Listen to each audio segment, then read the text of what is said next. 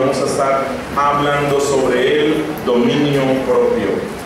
Hechos, capítulo 24, versículo 24 al 25.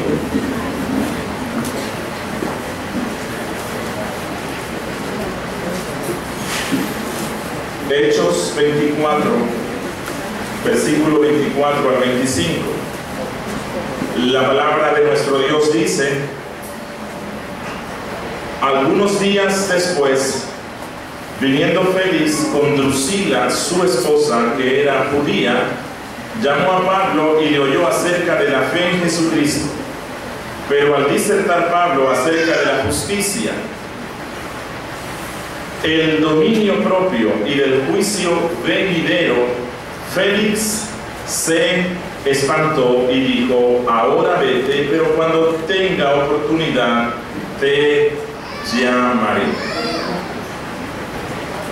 Nos encontramos estudiando el tema de cómo cultivar una vida piadosa en nosotros mismos y especialmente en nuestros niños.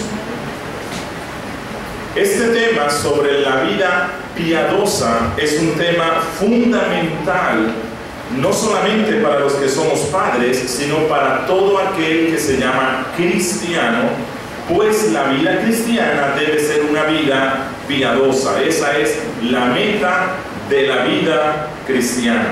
Así que los que no son padres, los que no están criando niños, los que no aspiran a ser padres, o los que ya criaron a sus niños, están siendo altamente beneficiados por esta serie, porque también toca a nuestra alma. En las clases anteriores hemos dicho que nosotros como padres debemos tener metas en la crianza de nuestros niños y que esas metas deben ser bíblicas. Y que no basta con que las metas sean bíblicas, sino que debemos recordarlas de manera constante a nosotros, porque es muy fácil para nosotros como padre perder el norte en el asunto de la crianza de nuestros niños. Además, que hay muchas influencias externas que nos llevan a desviarnos de las metas. Influencias externas como ¿qué? La sociedad. La sociedad todos los días nos está diciendo cómo es que debemos vestir a nuestros niños, a qué escuela es a la cual ellos deben ir, cómo es el carácter que se debe cultivar en los niños. Todo el día la sociedad nos dice qué es lo que se le debe dar a nuestros niños en el desayuno, en el almuerzo y en la cena. Además de la presión del mundo, tenemos la presión de nuestra corrupción interna. Ciertas metas que los padres cristianos tienen para la crianza de sus niños proceden de su corrupción interna, y entonces algunos se esfuerzan porque sus niños sean los más inteligentes, los más hermosos, como si eso fuera una meta real. Tenemos la presión de nuestros familiares inconversos, los cuales nos dicen cómo se debe criar a nuestros hijos todo el tiempo. Miren, voy a hacer aquí una nota. Cuando yo estoy preparando a las personas que se van a casar en las clases prematrimoniales, una de las cosas que les digo a la novia es: pilas con el vestido de novia que te pongas. ¿Por qué? La novia representa ¿a quién? A la iglesia, y el novio a Cristo. Y cuando dos cristianos se casan de una forma gráfica, ellos están anunciando las bodas de Cristo con la iglesia. ¿Cómo dice la Biblia que es el vestido de la iglesia? Escotado, mostrando el nacimiento del pecho, mostrando la espalda. Y muchas novias dicen: sí, hermano, voy a hacer eso, pero no lo hacen. ¿Por qué? Por la presión de los familiares inconversos. Los familiares inconversos dicen: ¿cómo vas a ir vestida así si la moda es destapada? Y la novia tiene que ser la que brille, pero la que brille en santidad. Su vestido refleja lo que hay en su alma. Bueno, aquí cierro paréntesis. Es un consejo y una advertencia que les doy a los próximos que se vayan a casar. Novia, mira bien el vestido que te pongas. Debe reflejar la santidad de la iglesia. No te dejes presionar por tus familiares. Nuestros familiares están presionándonos a nosotros como padres para que criemos a nuestros hijos. Ellos nos dicen constantemente, si tú crías a tu hijo conforme al carácter cristiano, vas a estar criando un hijo frustrado, en el mejor de los casos un hijo tarado, y ellos nos presionan de manera constante para que criemos a nuestros niños conforme el mundo cree. Hay algunos cristianos que están firmemente convencidos de cuáles son las metas bíblicas en las crianzas de sus niños. Pero a causa del orgullo y el amor propio, no queriendo parecer raros o extraños en medio de una sociedad donde el mundo cría a sus niños de una forma distinta a la bíblica, entonces por ese amor propio accedemos a las pretensiones del mundo. ¿Qué es lo que quiero decir? Si queremos mantenernos en el camino correcto, vamos a estar recibiendo muchas presiones y debemos estar recordándonos de manera constante cuál es la meta en la crianza de nuestros niños, cuál es la meta que trazó Dios, no cuál es la que el mundo ha trazado. Y en los estudios anteriores hemos visto que para alcanzar esa meta, que es que nuestros niños sean buenos ciudadanos en el reino de Dios y en la nación donde Dios les ha puesto, que desarrollen un carácter piadoso, se necesita trabajar en tres aspectos de la raíz, que son el temor a Dios, respeto a la autoridad paterna y cuidado con las malas compañías. Si usted como padre empieza a cultivar esto en su niño, entonces si la gracia de Dios obra en este esfuerzo, usted podrá ver los frutos. Y hoy quiero que empecemos a ver el primero de los frutos. Ya estamos finalizando esta serie. Si Dios quiere, pronto vamos a estar terminándola. Únicamente vamos a ver un fruto que se convierte en la base del resto de los frutos. ¿Cuál es el primer fruto y el principal fruto de un corazón piadoso? La Biblia le llama el dominio propio. Dominio propio. Y esto es de lo que vamos a estar hablando hoy y el próximo domingo. ¿Por qué vamos a comenzar por el fruto del dominio propio y no por otro fruto? Porque si nosotros logramos desarrollar el dominio propio, desarrollaremos el resto de los frutos de una vida piadosa. Si no tenemos dominio propio, no vamos a desarrollar ninguno de los frutos de la vida cristiana. Por decirlo así, el dominio propio es la puerta de entrada del resto de virtudes cristianas. Si no existe esa, no existirá la honestidad, la pureza, la diligencia. Pero ¿qué es el dominio propio? Bueno, voy a empezar definiéndolo, contrastándolo con lo opuesto al dominio propio. A lo mejor eso nos va a dar mucha luz. ¿Qué es lo opuesto al dominio propio? La autoindulgencia. La autoindulgencia. Eso es opuesto al dominio propio. Un espíritu indisciplinado. Un espíritu que no tiene rienda. En otras palabras, las personas que no tienen dominio propio son personas impulsivas. Hablan por impulso, actúan por impulso, sienten por impulso. Estas personas, por supuesto, piensan de sí mismas, no que no tienen dominio propio, sino como dicen algunas personas que son francas. Es que yo soy muy franco y por eso es que yo digo siempre la verdad y ofende. Bueno, no es que sea franco, es que no tiene dominio propio. Se puede ser franco sin que eso nos lleve a ser impulsivos necesariamente. Las dos cosas no son iguales. Una es ser franco, otra es ser impulsivo. Las personas que no tienen dominio propio son personas adictas a ciertas cosas, son autoindulgentes, indisciplinadas, y todo eso es malo. Pero en sentido positivo, ¿qué es dominio propio?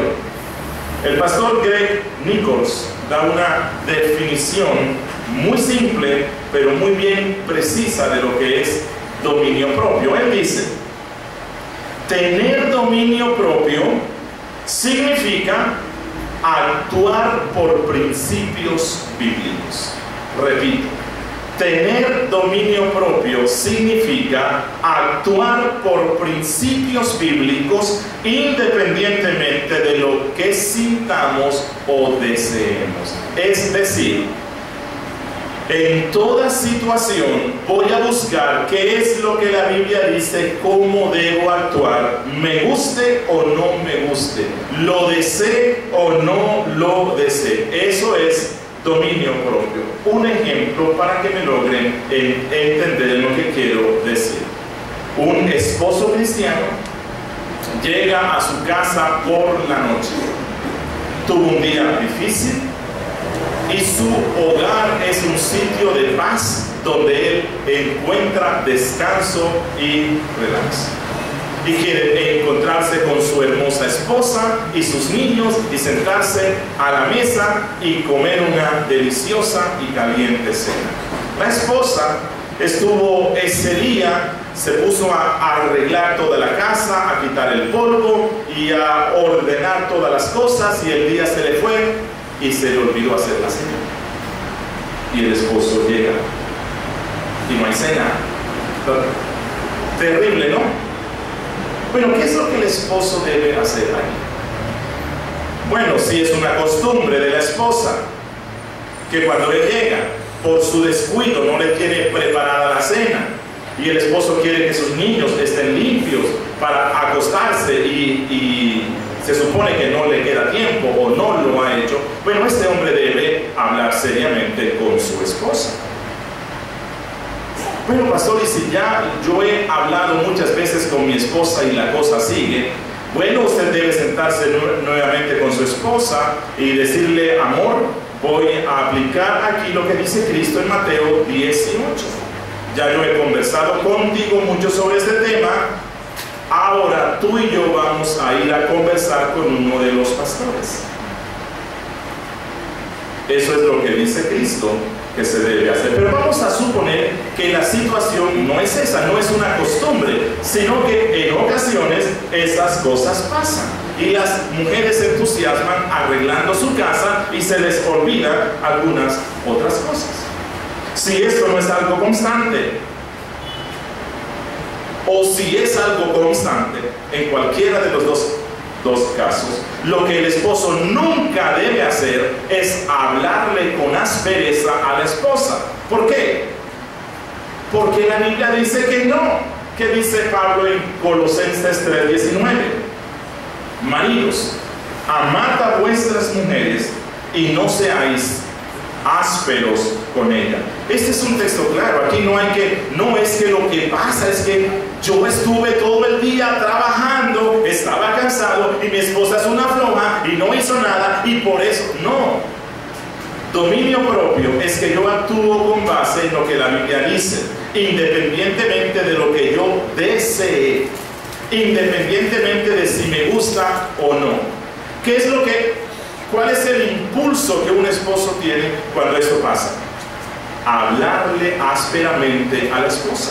¿Qué es lo que la Biblia dice que no debe hacer? Nunca hablarle ásperamente. Hay ocasiones en las cuales el esposo debe hablarle con firmeza a su esposa, pero nunca de una forma áspera. Así que, ¿qué significa entonces tener dominio propio? No reaccionar con base en nuestra propia corrupción interna, sino conforme a lo que Dios ha establecido en su palabra. Dominio propio es deponer nuestros deseos para que encima reine un principio bíblico. Miren, en el texto que hemos visto ahí en Hechos 24, versos 24 al 25, se nos muestra que el dominio propio es algo vital en la vida piadosa. Si no poseemos dominio propio, seremos presa de nuestros deseos pecaminosos todo el tiempo. Porque todo el tiempo la corrupción interna nos está diciendo que actuemos ante tal situación de tal y tal forma, pero el dominio propio dice es no, debo ver qué es lo que la Biblia dice.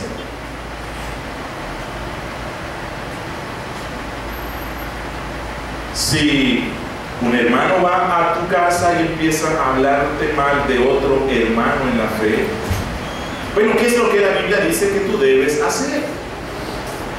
Bueno, la Biblia dice que el justo no acepta que hablen mal ni siquiera de su vecino.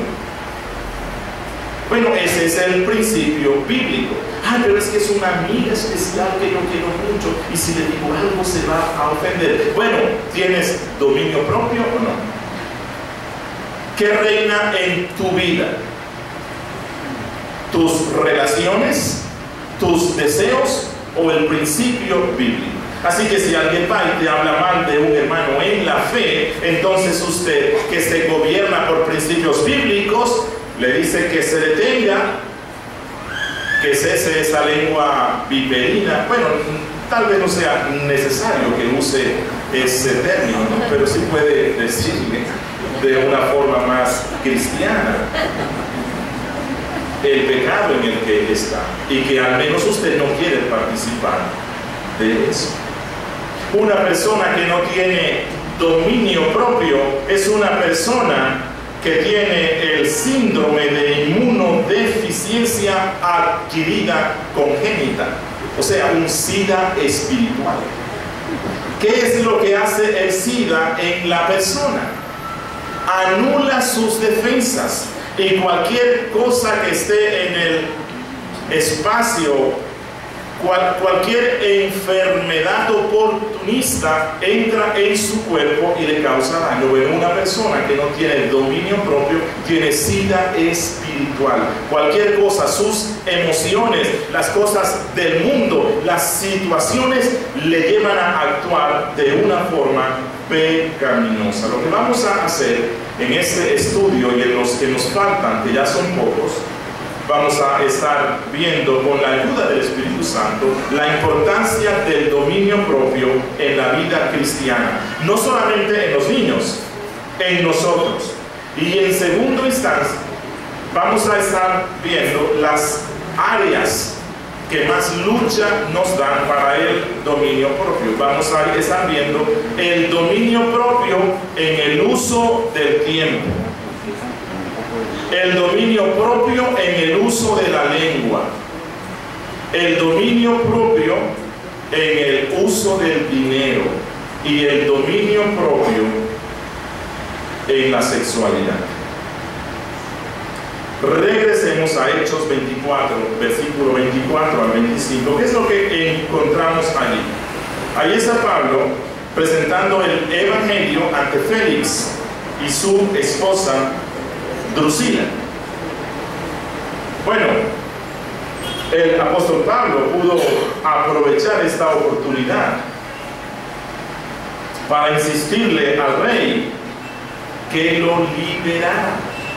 Él pudo insistirle al rey: oh gran rey, lo que yo quiero es que me liberes de esta cárcel. He sido enviado a esta cárcel de una forma injusta. Aunque él hace una presentación de su defensa, para el apóstol Pablo lo más importante era la salvación de las almas de estos reyes.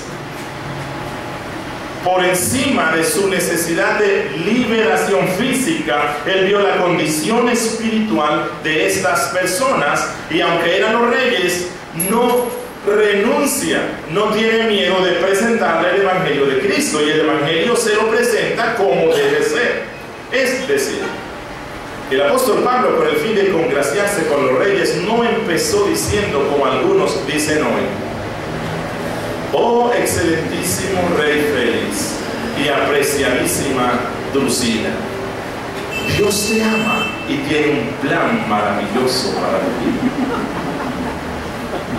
¿Qué fue lo que hizo Pablo? ¿Cómo le presentó Pablo el Evangelio de Cristo? El apóstol Pablo lo llevó a la médula de la vida piadosa. Dice aquí que le habló de la justicia. Y ustedes saben cómo eran los reyes para ese tiempo. La justicia no era su gran virtud. Del juicio, del dominio propio y del juicio venidero. Lo que el apóstol Pablo hizo con ese rey fue herir su conciencia y decirle: oh rey, la persona que va camino al cielo, el cristiano, una persona piadosa se caracteriza por una cosa en especial: tiene dominio propio. Esa es la esencia de nuestra fe. ¿Tienes tú dominio propio? Y cuando él ve que no lo tiene, el apóstol Pablo lo toma de la mano y lo lleva al juicio final.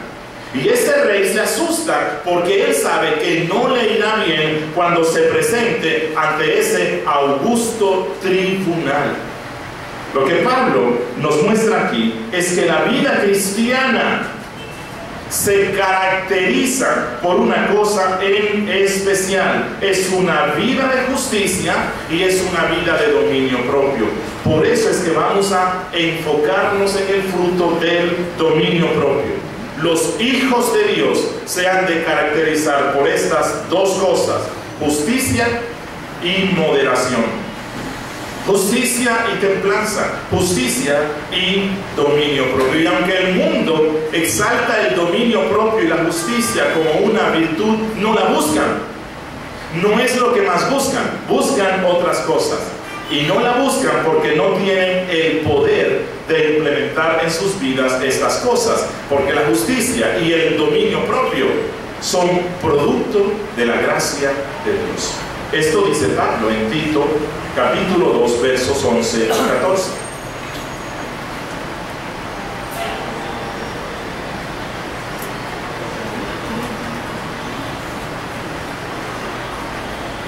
¿Qué dice Pablo? Tito 2, 11 al 14. Porque la gracia de Dios se ha manifestado para salvación a todos los hombres, enseñándonos que, renunciando a la impiedad y a los deseos mundanos, vivamos en este siglo sobria, justa y piadosamente, aguardando la esperanza bienaventurada y la manifestación gloriosa de nuestro gran Dios y Salvador Jesucristo, quien se dio a sí mismo por nosotros para redimirnos de toda iniquidad y purificar para sí un pueblo propio, celoso de buenas obras. ¿Qué es lo que Pablo dice aquí? Que nadie puede tener estas cosas al menos que la gracia de nuestro Dios se los haya dado.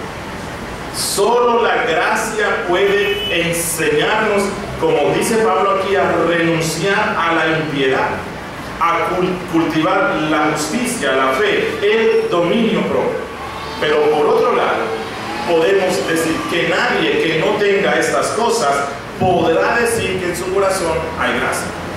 Si en su corazón no hay justicia, no hay dominio propio, no renuncia a la impiedad, no cultiva la fe, no puede asegurar que en su corazón haya gracia, porque la vida bajo la gracia se caracteriza por una vida sobria, moderada, templada, conducida por principios bíblicos, no por deseos, no por sentimientos, no por gusto. Es una vida sobria y justa, fundamentada en los principios bíblicos. Hace un tiempo vimos toda una serie completa sobre la santificación. Y si hay una frase en la cual resumir lo que es santificación es esta: santificación no es más que el predominio de los principios bíblicos. El predominio de los principios bíblicos sobre nuestros deseos, sobre nuestras opiniones, sobre lo que uno quiere. La vida piadosa es el corazón de la vida cristiana. Vamos a ir a Proverbios 25.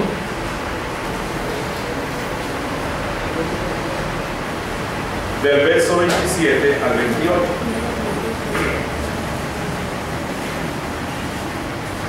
Del verso 27 al 28 dice la palabra de Dios: comer mucha miel no es bueno, ni el buscar la propia gloria es gloria. Como ciudad derribada y sin muro es el hombre cuyo espíritu no tiene rienda. Y este símil que hace el apóstol Pablo entre la vida de una persona que no tiene dominio propio y una ciudad sin muralla era muy comprensible para los lectores originales. En ese tiempo, una ciudad debía tener murallas y muy gruesas y altas. De lo contrario, siempre iba a estar siendo saqueada. Y lo que nuestro autor está diciendo es que una persona que no tiene dominio propio siempre será vulnerable, estará a merced de sus enemigos, sin defensa. Una persona que no tiene dominio propio es una persona que llevará una vida ruin. Así como se entraban a estas poblaciones, las saqueaban y las quemaban, de la misma forma el fin de una persona que no tiene dominio propio será su propia destrucción. ¿Cuál es el consejo que Salomón está dando aquí a nosotros? Dice en el verso 16 del mismo capítulo: hallaste miel, come lo que te basta, no sea que hastiado de miel la vomites. Hermano, la intemperancia es lo contrario del dominio propio. ¿Y qué es lo que alimenta la intemperancia? Una vida intemperada. Y lo que el Salomón dice aquí es que un hombre que no posea dominio propio es un hombre indefenso. Una mujer que no tiene dominio propio en su lengua es indefensa. Un joven que no tiene dominio propio en su sexualidad es una persona indefensa, vulnerable, será derribado, será destruido. ¿Cuál es el consejo que nos da el proverbista? Moderación, templanza, dominio propio. Hallaste miel, come, pero come lo que te basta. Hermanos, puede ser miel, puede ser helado, puede ser torta, puede ser otra cosa. Dios nos ha dado un regalo especial que es el paladar. Y es un regalo que debemos usar. Y a los que nos gusta la miel, cuando probamos la miel es muy rica. A los que nos gusta el helado o las tortas de 3 leches, deliciosas. El autor no está diciendo aquí: hallaste miel, no te la comas, castiga tu cuerpo. No, él dice: hallaste miel, come lo que te baste, disfrútala, no sea que hastiado te vomites. En lo que la Biblia nos enseña es que no estamos de acuerdo con el ascetismo. Dios no nos manda a ser ascetas, a abstenernos de todas las cosas buenas que Dios nos ha dado en el mundo. Hay cristianos, incluso cristianos reformados, que con el fin de mortificar su carne, hacen lo que Pablo dice que no debemos hacer. Él dice que algunos que serán herejes y que enseñarán doctrinas de demonios, prohibirán casarse, dirán: no comas, no gustes, no hagas eso. La Biblia no promueve el ascetismo. Dios nos dio el paladar para que disfrutemos de las cosas buenas que se consiguen en este mundo. Pero lo que el proverbista nos dice es: no comas en exceso. Si hallaste miel, no te tomes 1 litro. Si vas a comerte un helado, no te comas una caja completa. Moderación, templanza, dominio propio. Hermanos, hermanas, hay personas que no saben cuándo parar cuando empiezan a comer. Hay personas que no saben cuándo parar cuando empiezan a hablar. Y hablan y se les olvida que la Biblia dice que en las muchas palabras siempre hay pecado. Hay personas que no paran en el dormir. La Biblia dice que son como ciudad que no tiene muros, que no tienen protección contra sus propios apetitos y deseos. ¿Y qué es lo que nos dice Salomón? Que al final no solamente dañará tu cuerpo, también dañará tu alma. Y eso es lo que Salomón hace aquí con su hijo. Él le enseña la moderación, y eso es lo que un padre debe enseñarle a su hijo: moderación en todas las cosas. Veamos otro texto, que es Tito capítulo 1 versículo 6. En Tito 1:6, el apóstol Pablo está hablando acerca de los requisitos para un hombre que quiere ser pastor. Y de manera especial habla de cómo deben ser los hijos de un pastor. Dice: el que fuera irreprensible, o sea, el hombre que puede ser pastor es aquel que fuera irreprensible, dice, marido de una sola mujer, y que tenga hijos creyentes, que no estén acusados de disolución ni de rebeldía. Ese es el único versículo en la Biblia que nos dice cómo deben ser los hijos de los pastores. Pero para cuidar la conciencia de todos los que estamos aquí, quiero hacer dos aclaraciones. En primera instancia, aunque estos son los requisitos para los pastores y sus niños, ese es el requisito para todos los niños de creyentes. ¿Por qué? Porque el apóstol Pablo aquí está hablando cómo debe ser la crianza de los niños por parte de un padre fiel. Y el pastor debe ser un padre fiel. Pero no solamente el pastor. Todos los cristianos deben ser cristianos fieles. Por lo tanto, este mandato que está aquí no es solamente para los niños de los pastores, aunque los pastores deben ser ejemplos, sino para los niños de todos los creyentes. Y segundo, quiero hacer otra aclaración.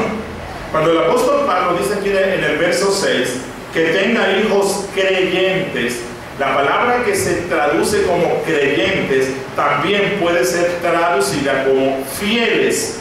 Y es más recomendable que tenga esa traducción, que tenga hijos fieles. ¿Y por qué hago esta aclaración? Porque la realidad es que todos los pastores que tenemos niños incrédulos.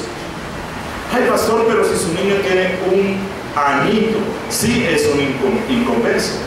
Ah, que él tiene 5 años, sí es un inconverso. ¿Hasta qué edad los niños de los pastores deben ser inconversos? ¿Hasta los 7? ¿Hasta los 10? ¿Tal vez hasta los 15? ¿Hasta cuándo los niños de los pastores deben ser inconversos? ¿Podrá un pastor obligar a su hijo a que nazca de nuevo? Nunca. Eso es obra del Espíritu Santo. Pero cuando Pablo dice y usa el término que tenga hijos fieles, lo que él quiere decir es que sean fieles. ¿Fieles a quién? ¿A quién? A la instrucción de sus papás. Que sean fieles a la instrucción de sus padres, que no estén acusados de disolución ni de rebeldía. Pero aquí Pablo usa dos términos, que son disolución y rebeldía, lo contrario del dominio propio. ¿Qué significa rebeldía? Desobediencia y respeto a la autoridad paterna. Pero lo que Pablo supone aquí es que un pastor es un padre efectivo que enseña a sus niños a obedecer su autoridad, sean creyentes o no lo sean. Pero por el otro lado, dice Pablo, que los hijos de los pastores y de los creyentes no deben estar acusados de disolución, y esta palabra significa literalmente incontrolable, sin dominio propio. Este término se encuentra en Primera de Pedro, capítulo 4, versos 3 al 4.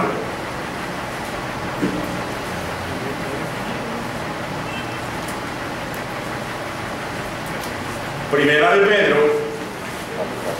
capítulo 4, versos 3 al 4. La palabra del Señor dice: baste ya el tiempo pasado para haber hecho lo que agrada a los gentiles, andando en lascivias, concupiscencias, embriagueces, orgías, disipación y abominables idolatrías. A estos les parece cosa extraña que vosotros no corráis con ellos en el mismo desenfreno de disolución y os ultrajan. Bueno, la palabra que aquí se traduce como desenfreno es la misma que el apóstol Pablo usa como disolución en Tito. Así que lo que se supone, lo que el apóstol Pablo dice, es que los padres responsables desarrollarán en sus vidas control. Desarrollarán en sus vidas control. Que no hacemos nada con exponer a nuestros niños a todo lo que hemos dicho sobre la vida de piedad, si no nos estamos ocupando en forjar en nuestros niños el control de sus apetitos y de sus deseos. Dios espera que un padre fiel controle a sus hijos. Y aquí llegamos a un punto que no debo dejar pasar por alto y que quiero que ya mencione algo. El dominio propio es una virtud del Espíritu Santo, de la gracia de nuestro Dios. No la producimos por nuestra naturaleza propia. Nosotros, por nuestra propia naturaleza, hemos nacido sin dominio propio, en nuestra autocomplacencia, en nuestro propio deseo. Queremos todo lo que nosotros deseamos. El apóstol Pablo dice en Gálatas 5, 22 y 23. Gálatas 5, 22 al 23. Mas el fruto del Espíritu es amor, gozo, paz, paciencia, benignidad, bondad, fe, mansedumbre, templanza. La palabra templanza en griego autarquía significa dominio propio. El fruto del Espíritu Santo es el dominio propio. Nuestra naturaleza pecaminosa no lo puede dar. Así nuestros padres hayan sido muy piadosos, nosotros no heredamos eso. Heredamos una naturaleza egoísta, egocéntrica. Queremos obtener todo lo que deseamos. Y por eso es que a los niños les disgusta una palabra por encima de cualquier otra. ¿Cuál es la palabra que más le disgusta a un niño? No. Cuando un niño escucha esa horrible y detestable palabra, no, el niño reacciona. Bueno, no solamente los niños, nosotros.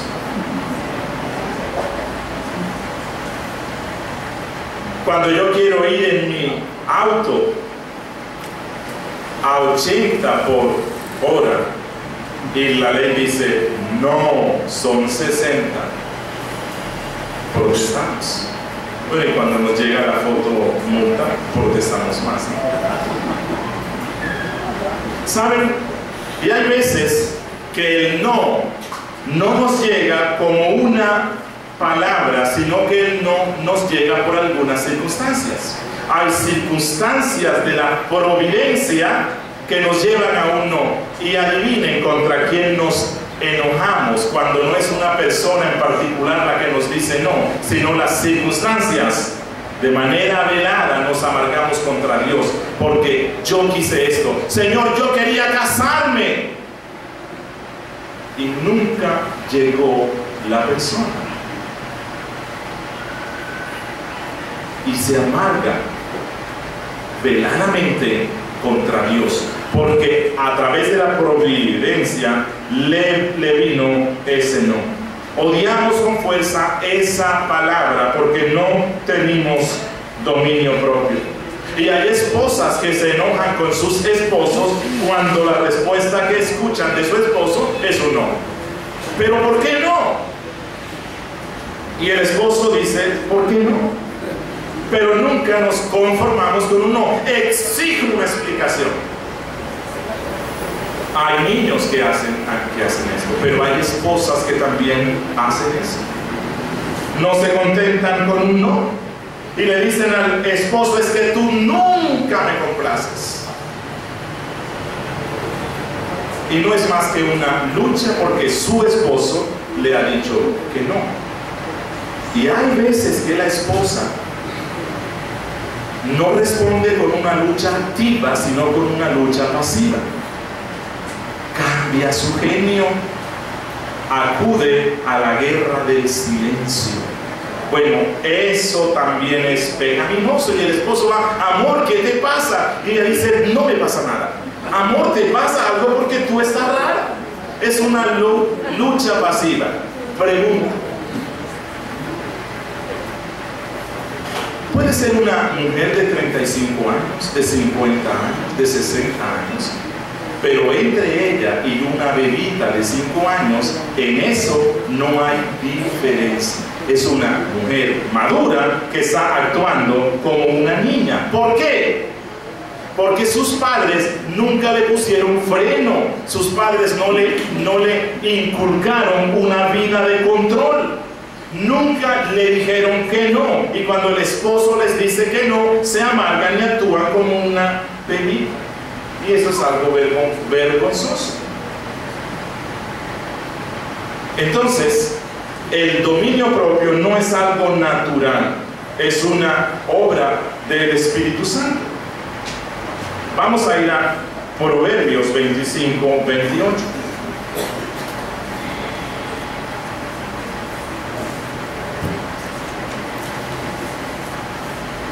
Proverbios 25 y 28 dice, como ciudad derribada y sin muro es el hombre cuyo espíritu no tiene riendas. Un hombre sin dominio propio es un hombre que no tiene riendas en su espíritu. O sea que se puede llegar a la conclusión contraria. Un hombre que tiene dominio propio es un hombre que le pone un freno a su espíritu. Es un hombre que le pone freno a su ser, que tiene la capacidad de refrenar a su espíritu. Es decir, que en dependencia del Espíritu Santo, esta persona tiene la capacidad de deponer sus deseos, de deponer sus gustos, de deponer sus sentimientos por los principios bíblicos. Que a la hora de responder pecaminosamente, primero pensará qué es lo que la Biblia dice y actuará conforme a lo que la Biblia prescribe. Dice en Proverbios 16:32, y aquí tenemos una perspectiva de Dios sobre una persona piadosa. ¿Qué es lo que Dios piensa sobre una persona que tiene dominio propio? Dice Proverbios 16:32, mejor es el que tarda en airarse que el fuerte. Mejor es el que se enseñorea de su espíritu que el que toma una ciudad. Es decir, para Dios los héroes más grandes no son los héroes que nosotros y el mundo tiene hoy. ¿Cuáles son los héroes del mundo hoy? Simón Bolívar, porque conquistó la independencia de nuestras naciones, pero no conquistó el exceso en su deseo sexual que lo llevó a la muerte. Pero Dios dice que una persona aquí, entre nosotros, el más humilde, que tiene dominio propio sobre su espíritu, es más valiente y más importante que Simón Bolívar. Eso es lo que dice Dios. ¿Cuáles son los personajes que el mundo admira hoy y algunos cristianos? Rambo, porque es musculoso, porque tiene fuerza, porque puede vencer a todos sus enemigos. Bueno, Cristo dice, no. Una persona que posea dominio propio debe ser tu héroe, debe ser tu héroe. Y padres, quiero decirte esto. Si tú admiras a las personas porque son fuertes, porque pudieron alcanzar grandes logros en el mundo, así tengan familias ruines, porque alcanzaron la fama y alcanzaron riquezas, así haya sido a costa de la salud de su familia. Si tú lo admiras, el mensaje que le estás dando a tus niños es horrible, porque los niños quieren agradarnos a nosotros, y si ellos saben cuáles son nuestros héroes, ellos querrán ser como esos héroes. Las personas a las que Dios admira son contrarias a las que el mundo admira. No admiremos a aquellos grandes hombres que son ricos, pero que tienen familias miserables porque no les dedicaron tiempo. No admiremos a aquellas mujeres que alcanzan grandes cargos en empresas a costa de la crianza y el acompañamiento de sus niños y el atender su casa. Pero puede que alguien diga: pastor, usted dijo que el dominio propio es una gracia del Espíritu Santo. ¿Qué podemos hacer nosotros si el Espíritu Santo no se los da? Recuerden lo que les dije antes, que no somos ni fatalistas, y usábamos un término prestado del inglés, ni somos behavioristas. No somos fatalistas en el sentido de que vamos a decir: ok, si el dominio propio es una gracia que el Espíritu Santo da y mi hijo no la tiene, pues ¿qué puedo hacer? Bueno, tú puedes hacer mucho. Tú debes enseñarle control, y tú debes ejercer control, y debes ponerle límites. Cuando tú le pones límites, el Espíritu Santo puede usar eso para darle la gracia del dominio propio. Bueno, y tampoco somos behavioristas. No es que le pongo límites, voy a ser estricto. Tienes que orar mucho. Tienes que depender del Espíritu Santo, porque Él es el que puede hacer esto. Miren, si usted se sienta tranquilo y no hace nada, porque espera que Dios algún día le dé el dominio propio a su hijo, usted va a estar criando hijos impulsivos. Va a estar criando hijos desenfrenados, que no podrán decir no a sus pecados. Y al principio van a hacer cosas sencillas, pero que luego se convertirán en cosas horribles. Mira, al principio usted tendrá que decirle a su niño: no coma más. Tendrá que ponerle límites en lo que él coma. Al principio tendrá que ponerle límites en su hablar. Amor, ya no preguntes más porque me has hecho la misma pregunta 15 veces. Hay que ponerle límites. Con estar tranquilos en el culto. Hay algunos que cuando vienen a nuestra congregación nos miran como pastores dinosaurios, trigloditas. Porque ¿cómo es posible, pastor, que usted quiera que yo esté con mi niño de 4 años en el culto? Eso es horrible. Mire, no. Usted le enseña dominio propio cuando usted lo tiene en el culto. Y vuelvo a insistir, no es para que él esté mirando los ventiladores. No es para que esté mirando y conversando con el amiguito que tiene al lado. No es para que en el culto usted le traiga un cuaderno y empiece a dibujar mientras el pastor predica la palabra de Dios. ¿Por qué no debe hacer eso? Porque usted está enseñando irrespeto hacia la palabra a su niño. Es posible que su niño de 4 años no vaya a entender buena parte del sermón, pero al menos usted le estará enseñando algo. Control, dominio propio. Aprenderá a estar sentado y a estar quieto por 1 hora y media.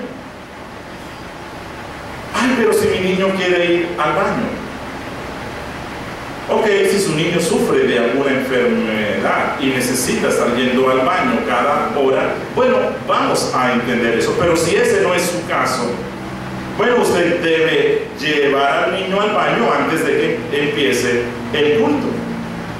Pero es que si en medio del culto le dan ganas de ir, es que eres un niño, tiene 4 años. te pregunto, muchas veces cuando ese niño de 4 años juega con sus compañeritos 2 y 3 horas, ¿tú le has seguido al baño? 2 horas y 3 horas y no van al baño porque están en el juego. Enséñele dominio propio, control sobre sus esfínteres, y que cuando esté en el culto él debe aguantarse y no ir al baño, insisto, al menos que tenga un problema de salud. Eso es enseñarles dominio propio, respeto por la palabra de Dios. Si nosotros como padres no controlamos y no le enseñamos el control a nuestros niños ahora en cosas sencillas como el comer, el hablar, el estar en el culto, el dormir, ¿cómo cree usted que su niño, cuando sea un adolescente, podrá controlar cosas más difíciles como el impulso sexual? Y hay padres que luego empiezan a preguntarse, pero si, ¿cómo es que mi hijo se volvió un drogadicto? En su casa nunca vio eso. Sí, en su casa nunca te vio a ti consumiendo droga, pero tú no le pusiste control cuando hablaba mucho, no le pusiste control cuando comía mucho, no le pusiste control cuando dormía mucho, y como no le pusiste control en esas cosas sencillas, cuando él creció no pudo controlar aquellas cosas difíciles. Hermanos y hermanas, y quiero hablar aquí muy claro, y sé que hay niños y voy a hacerlo en la forma más sana posible. Algunos de nuestros niños, si no los enseñamos a controlar esas cosas tan simples, comida, hablar, dormir, estar quietos en el culto, cuando crezcan, ese desenfreno lo canalizarán a través de la masturbación, la pornografía, el alcohol, las drogas, la prostitución. ¿Y cuándo comenzó eso? Cuando eran unos niños incontrolables en casa y que sus padres no le ponían límites. Y quiero finalizar diciendo algo que ya dije antes.